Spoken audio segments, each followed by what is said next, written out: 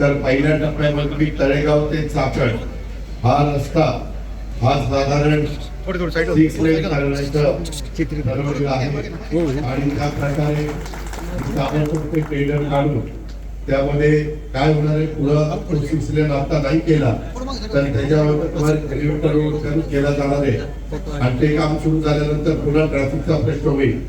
परंतु राजकीय खेळकरांनो मला तुम्हाला सगळ्यांना सांगायचंय की एवढं करून चालणार नाही.